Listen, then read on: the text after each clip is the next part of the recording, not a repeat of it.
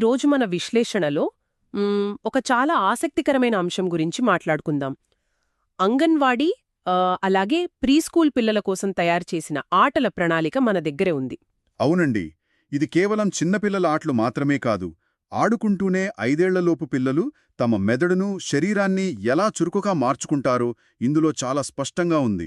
ఖచ్చితంగా. ఈ పత్రాలు చదువుతుంటే నాకే మళ్ళీ చిన్నపిల్లనైపోయి ఆడుకోవాలనిపిస్తోంది. మనం లోతుగా వెళ్లే ముందు ఒక విషయం చెప్పాలి. ఇందులో ఉపాధ్యాయులు పిల్లలతో ఎలా మాట్లాడాలో కూడా చాలా మృదువుగా ఇచ్చారు. ఎలా అంటే? అంటే ఉదాహరణకు, చిట్టిపొట్టి పిల్లలు అందరూ ఎలా ఉన్నారు అని ఎంతో ప్రేమగా పలకరించాలి. ఆహా, ఆ పలకరింపులోని వాళ్ళు మనకు దగ్గరైపోతారు కదా. పిల్లలకు ఒక కొత్త ఆట నేర్పిస్తున్నామని కాకుండా ఒక కథ చెబుతున్న శైలిలో తేలికైన పదాలతో ఉపాధ్యాయులు వాళ్లతో కలవాలి. నిజమే. ఇప్పుడు పత్రాల్లో ఇచ్చిన సాధించాల్సిన సామర్థ్యాలు అనే విభాగం చూద్దాం.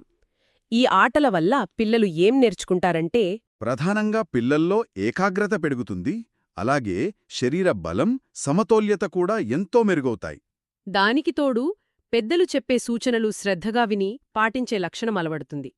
మరి ఈరోజు మనం మాట్లాడుకోబోయే కృత్యం పేరు గీతపై నడవడం, వంకరగా నడవడం. మలే ఉంది కదా పేరు. గీతపై నడవడం, వంకరగా నడవడం.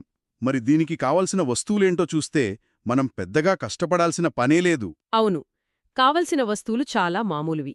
నేలపై గీయడానికి రంగు సుద్దముక్కలు లేదా ముగ్గు, అలాగే శబ్దం చేయడానికి ఒక చిన్న డప్పు లేదా కంజరా ఉంటే సరిపోతుంది. అంతేనా? ఇప్పుడు పత్రాల్లో ఇచ్చిన వయస్సు 3-4 విభాగంలో ఉపాధ్యాయులు ఏం చేయాలో చూద్దాం. ఉపాధ్యాయులు నేలపై ముగ్గుతో లేదా సుద్దముక్కతో తిన్నని గీతలు అలాగే వంకర గీతలు గీయాలి. గీసి ఆ పిల్లలను ఆ గీతపై చిన్న అడుగులు లేదా పెద్ద అడుగులు వేస్తూ నెమ్మదిగా నడవమని చెప్పాలి. ఇక్కడే ఈ ఆటను మరింత సరదాగా మార్చటానికి పిల్లలు ఇప్పుడు మనం ఏనుగులా నడుద్దామా, కోతిలా గెంతుదామా అని అడగాలి. పావురంలా ఎగురుదామా అని అడుగుతూ వాళ్లను ఉత్సాహపర్చాలి. ఇలా జంతువులను అనుకరిస్తూ గీతపై నడిపిస్తే వాళ్ళు ఎంతో ఆనందంగా ఆడుకుంటారు. ఖచ్చితంగా. ఇక వయసు 4-5 విభాగం చూస్తే ఈ ఆట కొంచెం మారుతుంది. అవునవును. ఉపాధ్యాయులు నేలపై పెద్ద చదరం, త్రిభుజం, వృత్తమంటే గుండ్రం లాంటి బొమ్మలు గీయాలి. గీసి పిల్లలను ఆ బొమ్మల గీతలపైన నడవమని అడగాలి. గుండ్రం గీతపై నడుద్దాం రండి అని చెప్పాలి.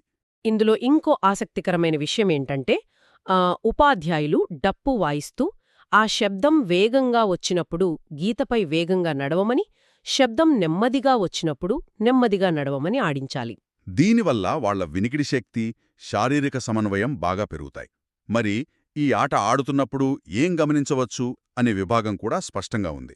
అవును, పిల్లలు ఎంత ఆనందంగా ఆటలో పాల్గొంటున్నారు, వాళ్ల శరీర కదలికలు, బలం ఎలా ఉన్నాయి అనేది గమనించాలి. అలాగే ఉపాధ్యాయులు చెప్పిన సూచనలు వింటూ గీతపై సరిగ్గా అటు ఇటు పడిపోకుండా నడుస్తున్నారా లేదా అనేది కూడా పరిశీలించాలి. కుల వెనుక చాలా ఎదుగుదల ఉంటుంది. ముగించే ముందు పిల్లలను ఆలోచింపజేసేలా ఉపాధ్యాయులు ఒక చిన్న ప్రశ్న అడగాలి. పిల్లలు, రేపు మనం ఏ కొత్త జంతువునా గీతపై నడుద్దామని అడగడం ద్వారా వాళ్లలో ఆసక్తిని పెంచుతూ ఎంతో సంతోషకరమైన వాతావరణంలో ఆటను ముగించాలి. ఎంతో చక్కగా చెప్పారు. ఈ ఆలోచనతో ఈరోజు మన విశ్లేషణను ముగిద్దాం.